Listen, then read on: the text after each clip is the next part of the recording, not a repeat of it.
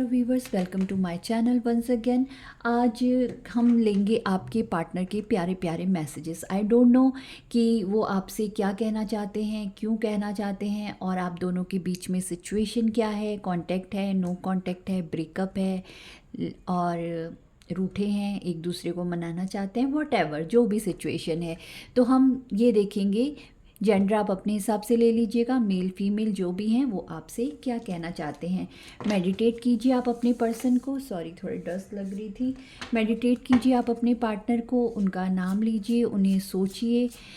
अगर आपकी बात नहीं हो रही या फिर आपको लगता है कि वो बात तो करते हैं लेकिन कुछ बातें ऐसी हैं जो वो कह नहीं पाते, ऐसा भी हो सकता है। सबकी डिफर सिचुएशन होगी, क्योंकि ये जनरल कलेक्टिव रीडिंग है। हर किसी की सिचुएशन एक जैसी हो लव लाइफ में, ऐसा नहीं होता।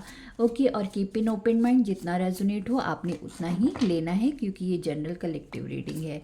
और किसी भी डिसीजन तक पहुंचने से पहले आप अपनी प्राइवेट रीडिंग लीजिए। प्राइवेट रीडिंग पेड होती है, आप अपना स्लॉट बुक कर सकते हैं। ओके, इसके बेसिस पे आपने कोई डिसीजन नहीं बनाना।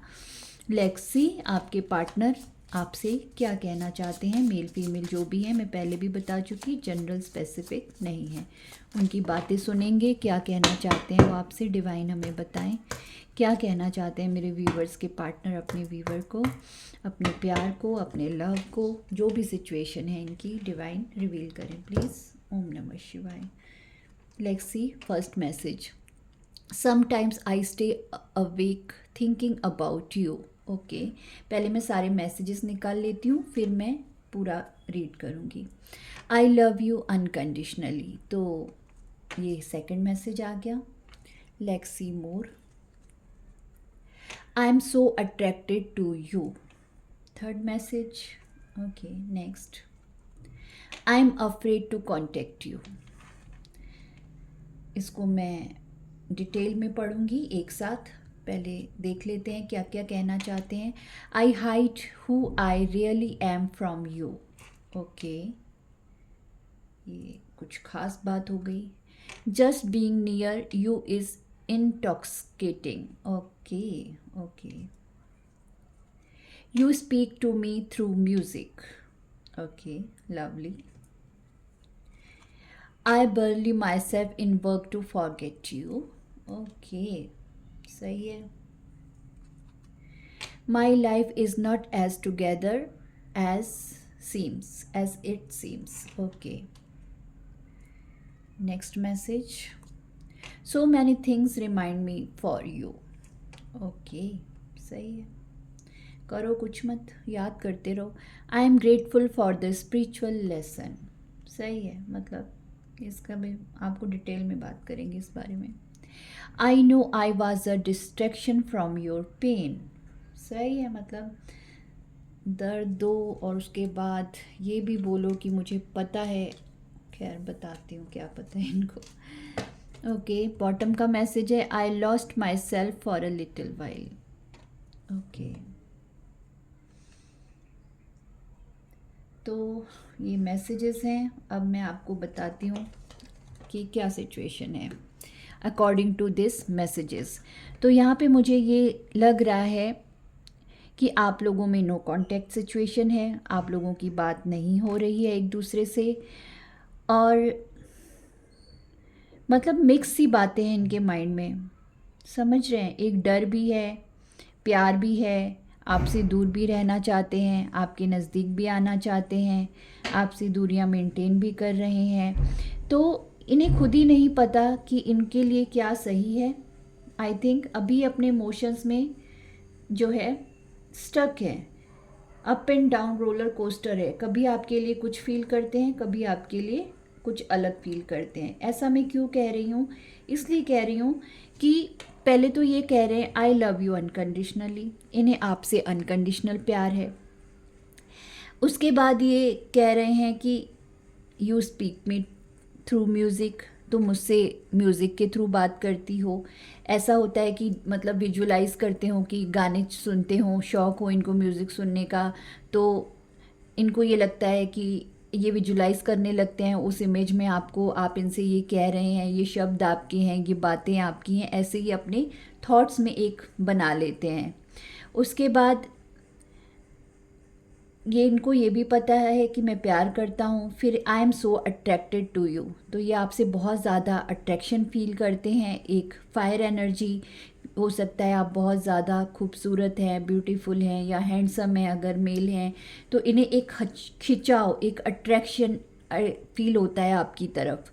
मतलब एक वो फायर एनर्जी होती है ना, वैसा। ठीक है, तो वैसा है। Sometimes I stay away thinking about you, तो याद भी करते हैं म्यूज़िक के थ्रू आपको। प्यार भी अनकंडीशनल है, अट्रैक्शन भी है। और कुछ टाइम ऐसा होता है जब ये आपकी यादों से खुद को दूर करते हैं, समझ रहे हैं, दूर करते हैं कि मैं नहीं सोचना चाहता इस वक्त, नहीं सोचना चाहती इस वक्त इस बारे में, और थिंकिंग ओवर थिंकिंग नहीं करना चाहती।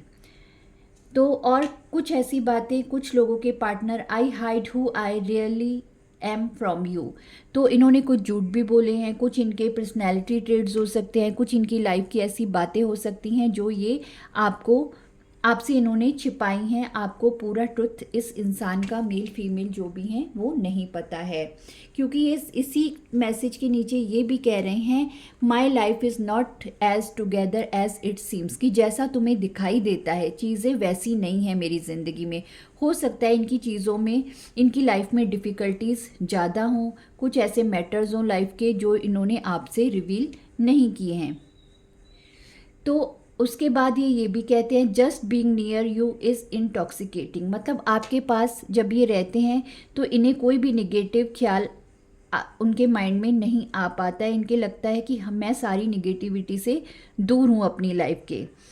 So many things remind me of you, बहुत सारी ऐसी बातें हैं, वो पल होंगे, वो मोमेंट होंगे जो आपने साथ में गुजारे होंगे, जो इनको आपकी याद दिलाते हैं। उसके बाद I am grateful for the spiritual lesson, तो मे बी इन्होंने कुछ ऐसी गलतियां की इस रिश्ते में, मेल फीमेल जो भी हैं, मैं बार बार कहती हूँ जेंडर स्पेसिफिक नहीं है, तो उसका सबक शायद यूनिवर्स ने इनको दिया है। हो सकता है कुछ इन्होंने आपके साथ गलत बिहेव किया, एब्यूसिंग बिहेव किया, कुछ भी वॉटेवर किसी भी टाइप में किया हो, लेकिन यूनिवर्स ने एक स्पिरिचुअल लेसन इनको ज़रूर दिया है इस रिश्ते के थ्रू। मैं नहीं जानती क्या हुआ ऐसा, लेकिन यहाँ पे ये निकल के आया है कि इन्होंने वो लेसन ज़रूर लर्न किया है ज़िंदगी से, इस रिश्ते में आने के बाद या आपको छोड़ने के बाद। I know I was a distraction from your pain, तो ये बात इनको अच्छे से पता है कि आप इनके दर्द का एक कारण भी रहे हैं, और कुछ दर्द ऐसे आपकी ज़िंदगी में रहे हैं जो इनकी वजह से आप उस डिस्ट्रैक्शन में भी गए हैं, उस पेन में आपको राहत भी मिली है। I am afraid to contact you, तो ज़रूर कुछ ऐसी चीज़ें हुई हैं, तभी मैंने कहा आप लोग नो कॉन्टेक्ट में हैं, आप लोगों के बीच बातचीत बंद है, और इन्हें डर लगता है, खौफ आता है, ये डरते हैं आपसे बात करते हुए, मेल फीमेल जो भी हैं या डरती हैं आपसे बात करते हुए, ये इनको डर लगता है। ज़रूर कुछ ऐसा गलत बिहेवियर इन्होंने आपके साथ रखा जिसकी वजह से अब ये डरते हैं, अफ्रेड टू कॉन्टेक्ट यू, आपसे बात करते हुए। I lost my self for a little while, तो इन्होंने ऐसे लगता है कि आपको खोकर अपने वजूद का एक हिस्सा खो दिया है, अपने भीतर का एक हिस्सा इन्होंने लॉस्ट कर दिया है, जैसे कुछ छूट गया है, कुछ अंदर टूट गया है, कोई अंदर एक तोड़फोड़ हो गई है, लॉस्ट कर दिया है खुद को, अपने वजूद के उस प्योर हिस्से को खो दिया है। एक मतलब एक पज़ल का वो एक पार्ट होता है ना जिसको वो कंप्लीट करता है, तो आप उनकी ज़िंदगी का वो हिस्सा थे, उस पज़ल का वो स्पेसिफिक जोड़ थे जहाँ पे वो फिक्स करने के बाद ये इंसान फिक्स हो सकते थे, लेकिन उन्होंने वो खो दिया, ये उन्हें अच्छी तरह पता है। I lost my self for a little while, तो उनका एक जो वो मिसिंग चीज़ है उनके वजूद की, वो आप हो जो वो खो चुके हैं, समझ रहे हैं। तो ज़रूर ये नो कांटेक्ट वालों की ही रीडिंग है, उनके ही मैसेजेस हैं, तो ये आपको याद भी करते हैं, आपसे एक ही टाइम पे दूर भी रहना चाहते हैं, कभी कभी आपके लिए अनकंडीशनल प्यार भी फील करते हैं, अट्रैक्शन भी फील करते हैं, आपसे छिपाते भी हैं, अपनी चीज़ों को बताना भी नहीं चाहते। ये भी कन्फेस करते हैं कि मेरी ज़िंदगी वैसी नहीं है जैसी तुम्हें दिखाई देती है या दिखाई देते हैं। जेंडर आप अपने हिसाब से ले लीजिए कि इनकी ज़िंदगी में अभी भी बहुत सारी या तो बर्डन है, सिचुएशंस हैं, या तो फैमिली की रिस्पॉन्सिबिलिटी है।